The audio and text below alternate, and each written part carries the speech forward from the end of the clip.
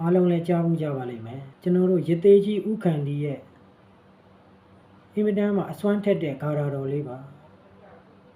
မြတ်စွာဘုရားရှင်ကိုတော်မြတ်ကြီးရဲ့ဂုဏ်တော်73ပါးကိုရွတ်ပွားပူဇော်ထားတဲ့ဂါထာတော်လေးဖြစ်ပါတယ်ကံပွင့်လက်ပွင့်စီးပွားတွေဖြစ်ပြီးတော့ကိုယ်စိတ်နှစ်ပါးချမ်းသာစေနိုင်တဲ့ဂါထာတော်လေးပဲဖြစ်ပါတယ်ဂါထာတော်လေးကိုပြန်လည်မျှဝေပူဇော်ပေးလိုက်ပါတယ်အရဟံဗဟိအန္တဇယံဒုက္ခတံအာမိတံဝိဒဇံလာလိတံအာတုလံစရဏံတိဘူပသမ္မံယမကံ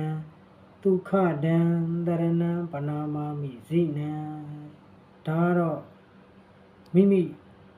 အစဉ်ပြေသလိုဘယ်နှကြိမ်မှရွတ်ရပါတယ်ရွတ်ပွားတဲ့နေရာမှာလည်းပဲကျေးဇူးတော်ရှင်ပါချုပ်ဆရာတော်အချင်းရင်းနဲ့မဆိုင်ပါဘူးကိုယ့်ရဲ့ယုံကြည်မှုကိုယ့်ရဲ့ပူဇော်တဲ့အချိန်မှာဒီဂုဏ်တော်တွေရဲ့အ내အတိတ်ပဲတွေကိုသိပြီးတော့ပူဇော်လို့ရှိရင်ပို့ပြီးတော့အကျိုးကျေးဇူးများပါတယ်အရဟံပူဇော်အထူးကိုခံယူတော်မူလိုက်သောမြတ်စွာဘုရားဗဟိအန္တဇယံအတွင်းယံအပြင်ယံအမျိုးမျိုးတို့ကိုအောင်မြင်တော်မူပြီးသောမြတ်စွာဘုရားဒုက္ခတံကောင်းသောစကားအကျိုးရှိသောစကားကိုသာမိတ်ဟတော်မူသောဟောကြားတော်မူသောမြတ်စွာဘုရားကောင်းသောနိဗ္ဗာန်သို့ဆံဝင်တော်မူပြီးသောမြတ်စွာဘုရားအာမိတံမနှိုင်းရှင်အပ်သောဂုဏ်တော်အနန္တတို့နှင့်ပြည့်စုံတော်မူသောမြတ်စွာဘုရားဝိဒဇံ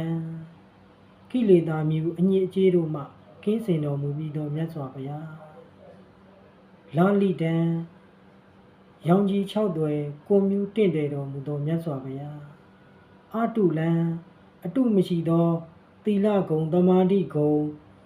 ပညာဂုဏ်တို့နှင့်ပြည့်စုံတော်မူသောမြတ်စွာဘုရားစရဏံအကျင့်စရဏ15ပါးနှင့်ပြည့်စုံတော်မူသောမြတ်စွာဘုရားဘဝုပသမ္မံဘဝ3ပါးဘုံ3ပါးတို့၌ကိလေသာငြိမ်းအေးတော်မူသောမြတ်စွာဘုရားယမကံရေမီးအစုံတကိုးကုံတို့ဖြင့်ပြည့်စုံတော်မူသောမြတ်စွာဘုရားဒုက္ခတံလူချမ်းသာနတ်ချမ်းသာနိဗ္ဗာန်ချမ်းသာကိုသာ